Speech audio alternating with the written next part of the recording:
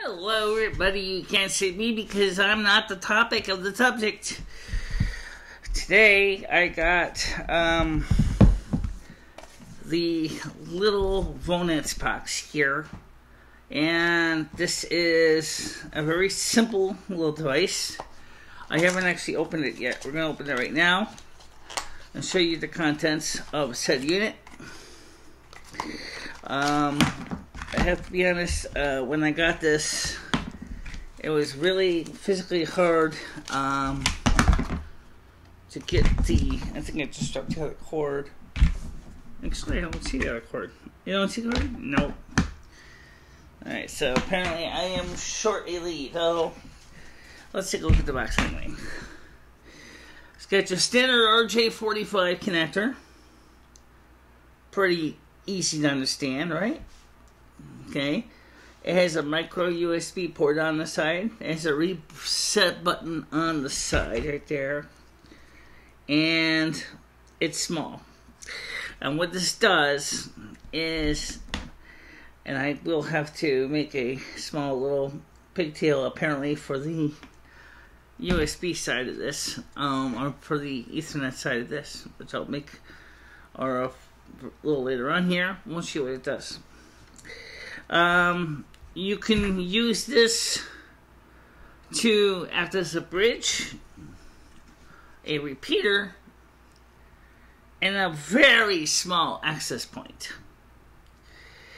And I chose to get this unit because of the reasons I mentioned, that it runs on micro USB core power, and it connects to the port like so, and then I can plug that into our USB power strip. Okay, and we're going to use it for is a little bit different. This is my very well famous now, we've seen it, adapter here from Samsung, the V100T. And what I can do, and I'm going to do, is I'm going to plug this into this. I'm going to make sure I get the hole in the right way, because this thing may be sensitive. Okay, now the light is gone green, and it's ready to go. So now all I need to do is get a category 5 cable to connect it to this. Now, actually, I can use the cable itself. So let me unplug this from the switch in the other room, and then we'll get started.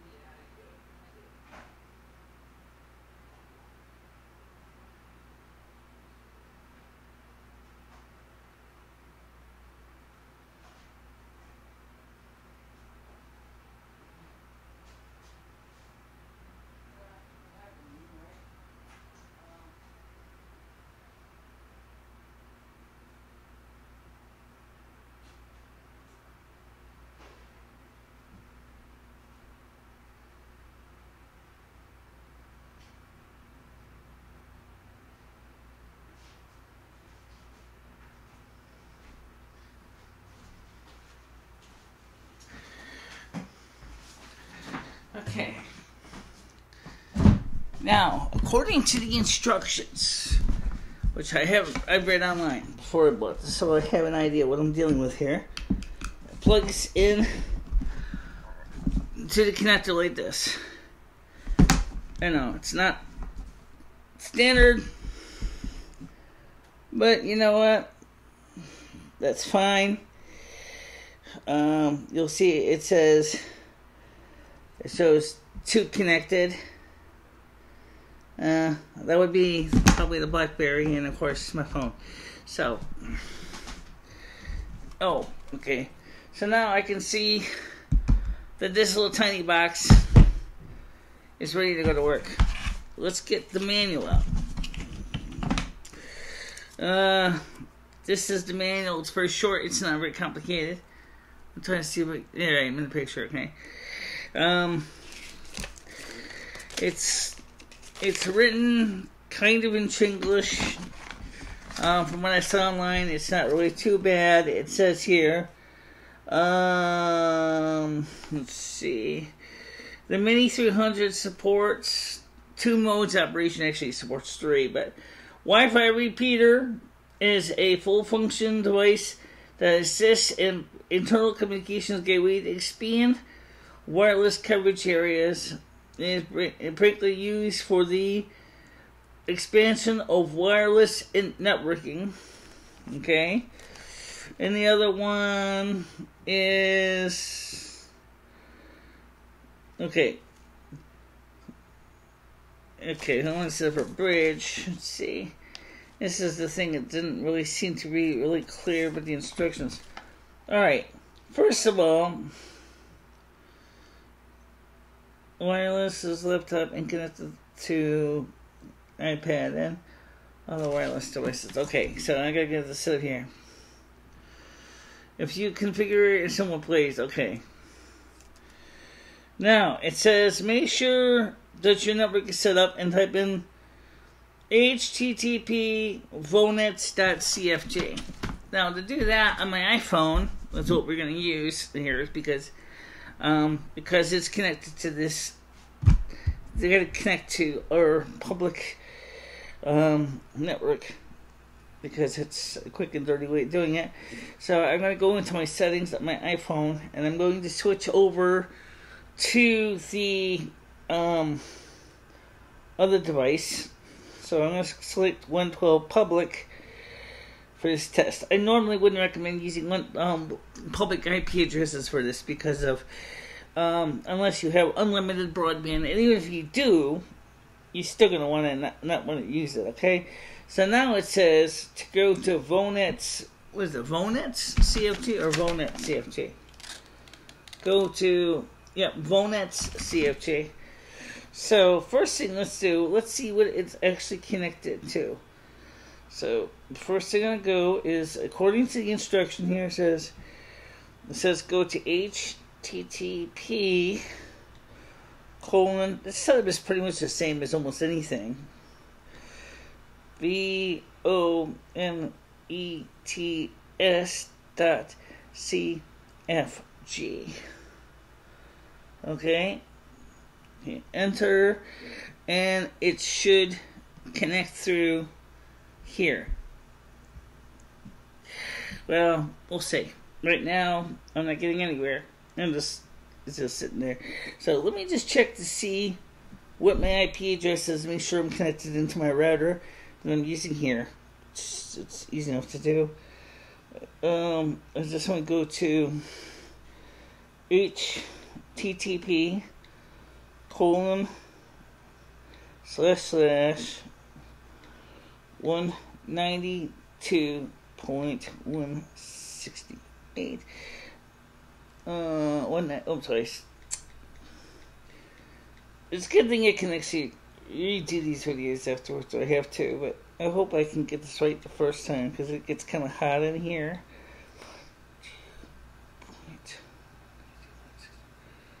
What? I hate typos.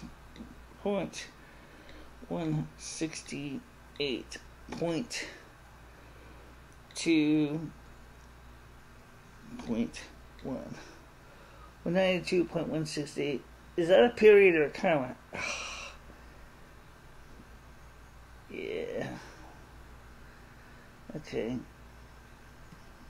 So let me try to struggle to get this thing working, and we'll see what it does.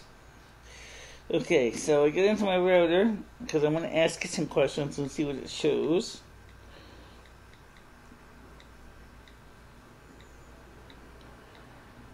And I'll type in the...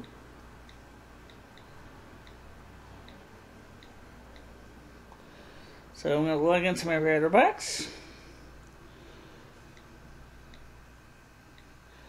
I haven't been on here in a while.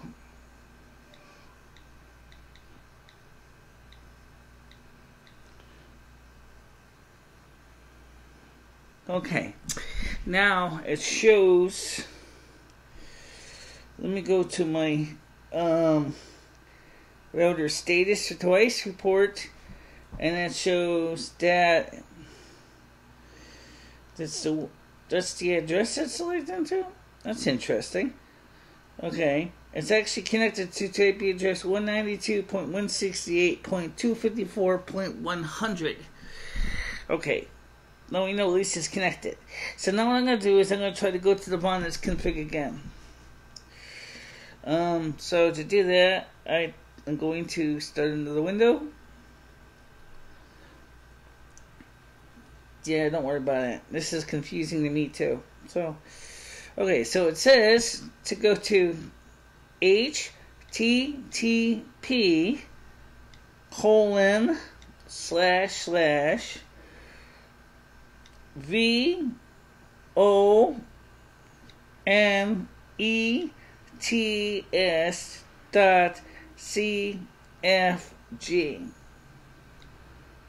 Okay, yes, now it's connecting, okay. Or at least it's starting to do its connections.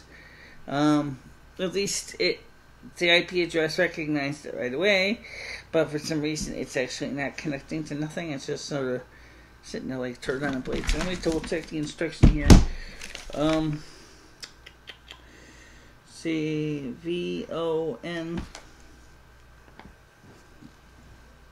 I hate the writing on this tiny book. VONETS.CFG.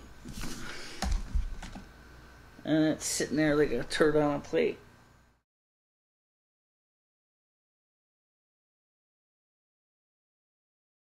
After many hours of basically beating my head against the wall, I discovered this thing has a glitch. That's the same glitch as in the Linksys WAP 54G. So let me explain that to you if you would use this thing. First of all, I made a mistake. It does not have a mode for a tactless access point. Okay, that was my mistake. However, the instruction book, like almost all Chinglish books, is useless. Okay, so let me just give you the instructions straight out right now. If you're going to use this guy, finally got it configured. Okay, number one, forget trying to click on something in the menu that says to pick your existing wireless internet or wireless network. That ain't gonna do you shit. Okay, what you gotta do is you gotta go ahead and enter in your own SSID. Now it's the long way. Okay, and when you enter it the long way, it's then gonna go ahead and you have to enter in your security key, whatever it is. So it's WAP, there's different kinds of WAP, there's 128-bit, there's 64-bit, there's different forms of WPA, there's WPA2, there's WPA, original. There's TKIP, there's AES. Okay, so you gotta get it right the first time, or it ain't gonna do you crap. But for right now, is just do what I'm gonna tell you to use this little Bismo. What you do is plug it in. Another thing too, the instructions don't explain to you as well the blinky lights mean. There's two lights. There's a green one and there's a blue light. Okay? Sounds relatively straightforward, right? Blue, green, and blue. Oh, ain't so straightforward. Okay, so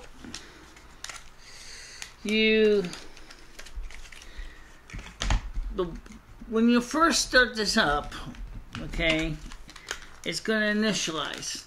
And if you're not connecting to an Ethernet cable, it's going to look like the thing is brain dead. It's not. I don't feel like messing around with the cables right now. It's going to be a while to get this thing working. Once it was working, it works fine. Yes, and now I have it configured to work with this. So what this means is, let me show you what it means when I turn it on, just so you understand this. When I plug this cord in here into the side, okay, And you notice it looks dead. There's no light, right? Well, there is a light. It's going to start up in a little bit. Okay? And what it's going to do is it's going to slowly initialize itself.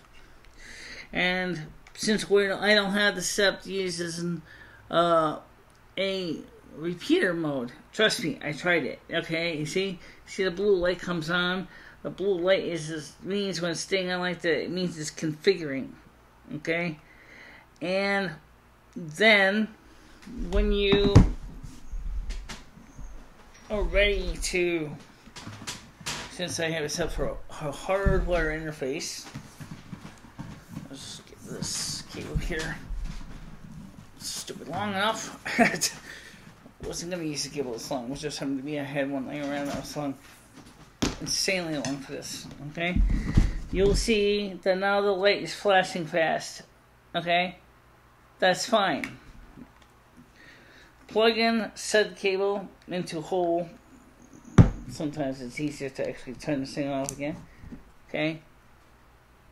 Now you see the thing go blue-green like this. What that means is that this Ethernet thing is getting an IP address. You will also see that on this device, it says it recognizes that one device is connected. So at this point, these two devices are now married together. So now, for example, anytime I want to use a wired device with T-Mobile, I just plug in this cord here into my said wireless wired device, and it will share data. I can plug it into hubs. I can plug it into routers. So I can actually, this has a small DHCP server in it. So, well, repeater mode. Talk about that for a second. Is a repeater mode really cool mode? Not for how close these two boxes are to each other, they're not. No. But they suck. Now, if I go over here to the computer, again, knock something off the table.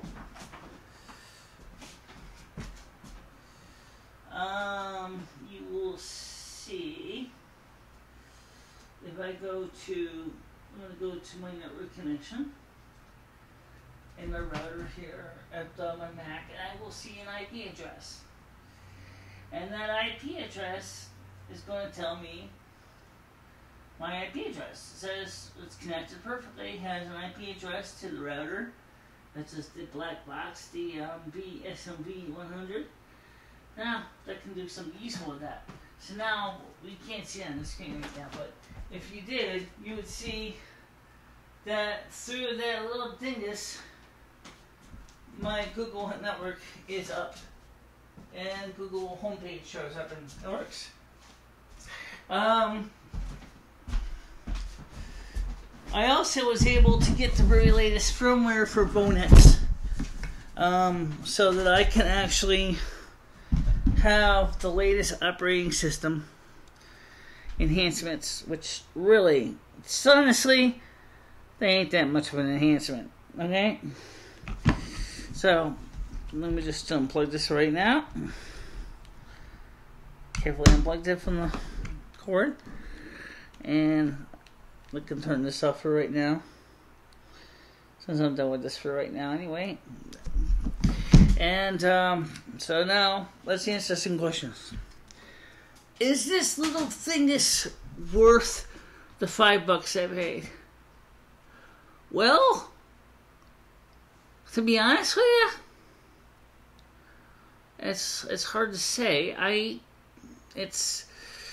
The manual is crap. I have to be honest when I say it. The manual is crap. Okay?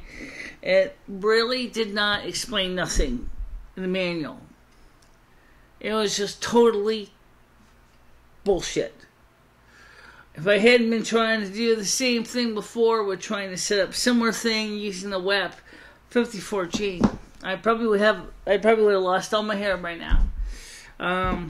But I decided to try entering in manually SSID, and that worked fine.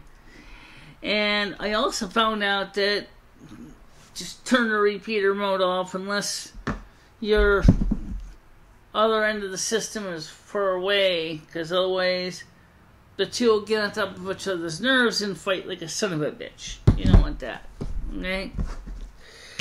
So, yes, it works, but it is extremely awkward. As far as a short pigtail, be honest with you, I'm not really too impressed with the pigtail. I mean, it's a little short anyway. It's just a little, it almost reminds me of like somebody who just tried a little bit too hard to make a device. But unlike a full-size router with DD-WRT, which like the WRT 54G version 3 or the WRT 54G-L with DD-WRT, this runs on a USB power supply. It's physically very small. It shows a couple examples of its applications here. It doesn't actually explain crap to you. It's just Chinglish. Never mind the fancy music and all the stupid little demonstrations of people plugging in cords. Plugging in the physical hardware was easy. Getting the software to configure the way I needed it to was a bear. So I recommend you buy it. Well, to be honest with you, yeah, you can buy it, but you're only going to pay about $4 to $5 for this, and that's if the seller has these in stock, because these units here are technically, according to what I've heard from the company Vonets itself, they are actually discontinued this model. And I don't know why they say safe. There's nothing safe about it. Portable, yes. Mini, yes. Safe? I don't think so. Oh, yes, by the way, they have a customer service hotline on the back in China. And if you want to call it, it's on the back of the box. They also have the website, vonets.com. As I said, this is a very simple little cute thing. And it works, but configuration could be a lot easier than it is. Maybe with newer firmware makes it easier. I installed the newest firmware. I got that installed, so this thing is totally up to modern spec. But instead of going through all the headaches of trying to do the shortcut install, I decided to just do it like I did by entering manually the SSID and entering manually the channel, and entering manually the security key and the passphrase, and I got that done, and that's that, and it works. We're going to be getting ready to for the next few weeks. We're going to try our best to get the home internet, the multimedia studio ready for winter. So what we're going to do is we're going to bring the desk back into the bedroom. And, let's plug some cord. I'm gonna charge it. Trust me, this thing worked hard today. Okay. We're gonna try to bring the computer back into the bedroom, and so that we can make this area free, and then we can bring the desk, and then we can move this desk of all this miscellaneous odds and ends and crap, put that stuff back over there where it belongs. I thought it'd be great to have the computer over here, but seriously, maybe not. Okay. But that's enough of that. So I'm sorry that I was incorrect about some of the things about this little gizmo. So I just wanted to explain that no, it can't act as an access point, but it acts as a repeater, and it can also act as a bridge to convert between the internet to this. But to go the opposite way is very difficult at best. I suppose it could be done. So now, are we still going to try plugging it into the neck gear? At this point, this thing is configured so that, yes, I can plug this into the neck gear. You may want to consider turning it off. Now, these are all the other different devices they have, the same numbers here. the Mini IOP, the Fire 11N, the VAP 11N, the Mini OP-1, the Mini OP2, and the VAR 11N300. Those are just examples of some of the different things they have. Like I said, I chose that because it was small and would be powered by this. So it makes it a lot easier for times when I wanted to, because disconnect is a UPS for that. If you plug your mains cord into a power adapter, sorry, it's American power plugs, okay? I can't help it, I'm stuck in the fucking US, okay? Anyway, if you, it's not that I have anything against the US, but I should explain it. It's just that our power plugs are so wimpy. Oh, okay. Anyway, I love British plugs, but okay. So anyway, now what you can do with this is you can actually keep this thing plugged into the mains, and it will actually keep the battery topped off. And when it's connected into the mains, this cable here will provide power to this, and it will be very efficient because this basically sips electricity like fine wine. Whereas if you plug in a cell phone or something like that, it guzzles it like beer. Okay, that's perfect. All right, so that's it for now, and we will see each other soon. Okay, bye bye, everybody.